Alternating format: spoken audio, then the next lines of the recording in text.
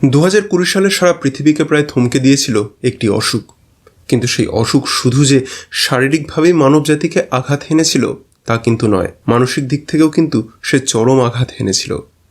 হিংসা, দ্বন্দ্ব, হানাহানি, অবিশ্বাসের চরম মাত্রায় নিয়ে গিয়েছিল মানবজাতিকে।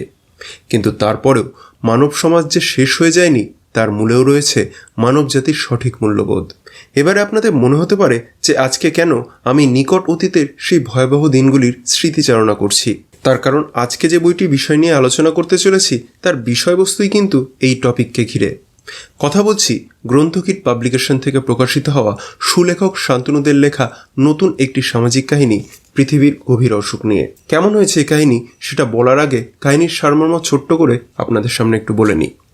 2020 সালে করোনা অতিমারির সময় যখন সারা দুনিয়া স্তব্ধ হয়ে গিয়েছিল, তখন সমাজের বিভিন্ন শ্রেণীর মানুষেরা কেমন করে তাদের জীবন সংগ্রাম করেছিল তারই একটি জীবন্ত দলিল লেখক এই কাহিনীর মাধ্যমে আমাদের সামনে তুলে ধরেছেন।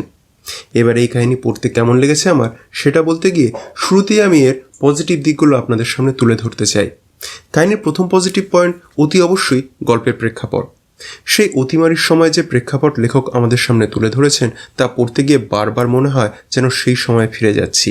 যে সমস্ত ঘটনাক্রম এখানে লেখক তুলে ধরেছেন সেটা এতটাই জীবন্ত এবং বাস্তব হয়েছে যে মনে হয় ঘটনাগুলো যেন নিজের চোখের সামনে আমরা দেখতে পাচ্ছি, যেটা এই কাহিনীর দ্বিতীয় পজিটিভ পয়েন্ট, অর্থাৎ লেখনী।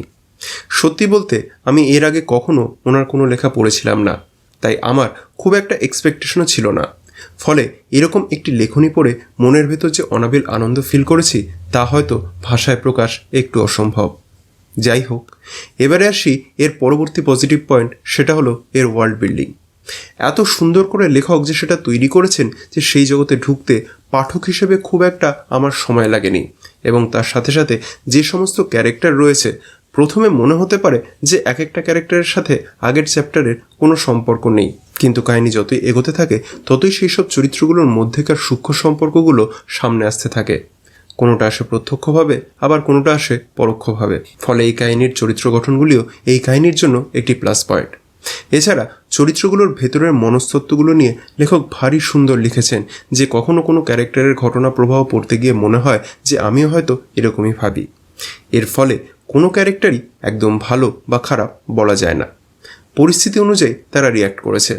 ফলে বিভিন্ন চরিত্রগুলোর মনস্তত্ত্বের দিকগুলো এই কাহিনীর ক্ষেত্রে প্লাস পয়েন্ট হিসেবেই রাখতে চাই। সেই কারণে আরও একটি পজিটিভ পয়েন্ট এই কাহিনীর মধ্যে চলে আসে, সেটা হলো এর আনপ্রেডিক্টেবিলিটি। ফলে নেক্সট কি হতে পারে অত সহজে ধরা যায় না, এবং সবশেষে যেটা না বললেই নয় সেটা হলো এর এন্ডিং। মনটা যেমন ভারাক্রান্তও করে, তার সাথে জীবনযুদ্ধ চালিয়ে যাওয়ার একটা আশাও জাগিয়ে যায়। ফলে এই কাহিনীর এন্ডিং আমার কাছে একটি প্লাস পয়েন্ট। এবং যেটা না বললেই নয় সেটা হলো এই বইটির সাইজ। এই ধরনের হ্যান্ডি সাইজ বই পড়তে আমার খুব ভালো লাগে, কারণ এইগুলো খুব সহজেই যে কোনো জায়গায় ক্যারি করে নিয়ে যাওয়া যায়। এবারে বইটির প্রোডাকশন কোয়ালিটির ব্যাপারে একটু বলে নিই।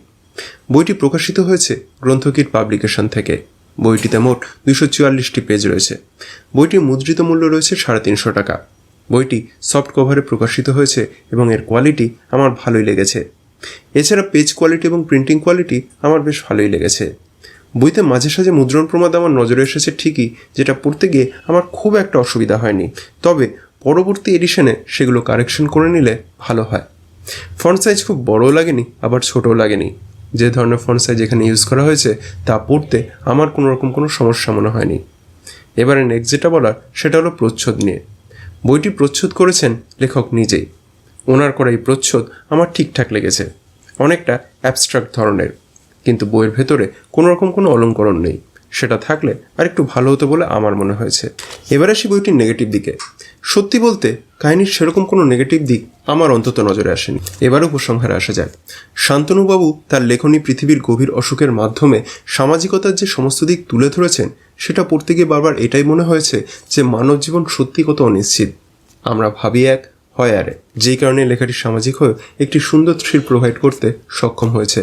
ফলে যারা সামাজিক লেখা পড়তে ভালোবাসেন তাদের এই লেখাটি ভালো লাগার কথা, কিন্তু যে সমস্ত সাহিত্যপ্রেমী ভালো কাহিনী পড়তে পছন্দ করেন তাদেরও এই কাহিনী পড়ার জন্য আমি অতি অবশ্যই রেকমেন্ড করতে চাই।